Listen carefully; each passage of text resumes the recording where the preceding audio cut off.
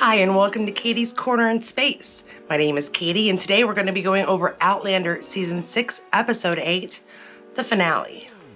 So let's get to it. The big house is under siege. Brown's Committee of Safety has come to take Claire for the murder of Malva. Jamie and Claire gather all the guns in the house and defend themselves, and with some well-placed shots and the committee's realization that the Frasers would not be coming, they wait outside as Claire and Jamie try to plan for what might come next. By nightfall, only a few men on the ridge, thanks to Lizzie and Mrs. Butt going for help, have come to help Jamie and Claire, while a posse full of fisherfolk have come to help get Claire. It's clear they are outnumbered, and so Jamie and Claire both agree to go with the safety committee as they take Claire to Salisbury for a trial. But Salisbury is without a court, as the town has split on the decision of independence, so the group move on towards Wilmington. 10 days out, Jamie is taken, and Claire alone is now taken to Wilmington with only Christie's assurance that Jamie is alive.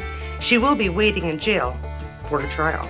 Jamie, after having been taken from Claire against his will, finds himself tied to a pole as the men who took him plan to put him aboard a ship headed back to Scotland. Their plan is thwarted as young Ian and the local Indians have come to assist in the fight to free Bear Killer. The rescue succeeds, and Ian knows where Claire is. Hope is not lost. Meanwhile, Roger and Bree are heading to Eddington so Roger can study to be ordained. As they travel, Bree realizes poor Jemmy has picked up lice, and so they stop to cut his hair. After the loss of hair, Bree notices a mark on Jemmy's scalp, but Roger assures her it's just a mark that's hereditary and by no means dangerous. He knows because he has one himself. It's then both Bree and Roger realize that without a doubt, Jemmy is Roger's biological child, and not Stephen Bonnet's. They share a look of utter joy before Roger volunteers for a haircut himself. As we close, we see Jamie and the Indians riding off, hopefully to save Claire.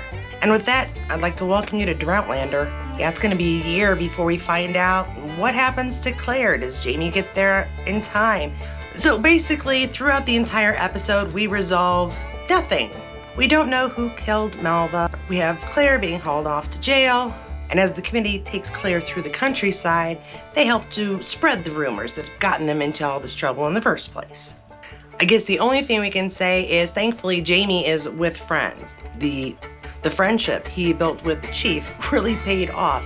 His honesty and diplomatic way of trying to assist them and yet not get himself in trouble has really paid off, and now he at least has someone on his side. Speaking of which, let's hear it for Ian and the Indians coming at the last minute to save Jamie. They've been following him secretly behind so that they could be ready when it was time.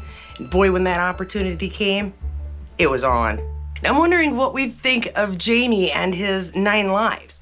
It's absolutely true. He has survived several attempts on his life or near-death experiences, but we aren't up to 9, and I'm not sure which ones to count because you can die a lot more easily in the 18th century than you can in the 21st. He's definitely gotten hurt a few times that could have resulted in his death. He's definitely been in enough trouble that he could have died because of some action he took. I'm gonna put his count right now at, say, 6 lives. Please feel free to tell me how many lives you think he's already wasted and how many he's got left. Now, Mr. Brown and his committee of safety.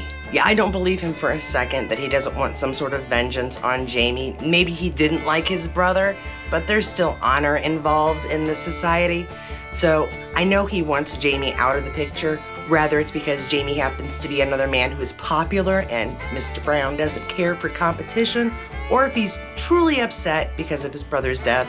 There's really no way of telling. We just know that he's a jack. Tom Christie is a bit of an enigma this episode. He definitely wants them to take Claire. He definitely wants her to go to trial, but he definitely wants her to be okay. He gives her money to help with her maintenance as she sits in the cell. He overhears Jamie and Claire having just a normal conversation, and he believes that she is righteous. So I'm not really sure what to make of Tom Christie at this point, which of course leaves us with another mystery. The heck is up with Tom Christie? All in all, I have to say I was disappointed in the episode. It wasn't done badly, and as always, our actors did an amazing job. The sets were great, but we didn't really accomplish anything other than throwing our hero in jail. And of course, once again, separating the two, because isn't that fun to watch them try to get back to each other?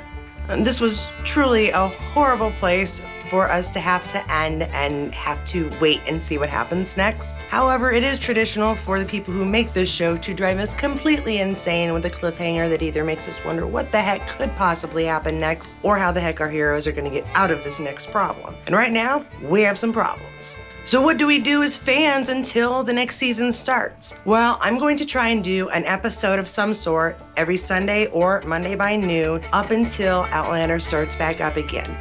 Yeah, my hope is to just create one piece of content every weekend that is out by no later than 12 noon on Monday, my time, for you so that we can try to get through Outlander together. And I do hope you will excuse my lackluster joy today. It isn't just because it's the last episode. I picked up a bug and I'm trying very hard to sound normal and speak clearly. As soon as I'm done with this recording, I will start editing in bed.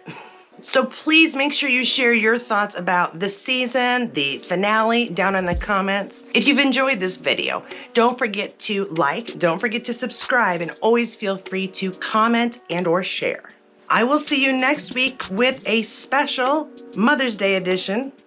And don't forget, if you enjoyed this video, you might like that one. Until then, have a great week. Bye.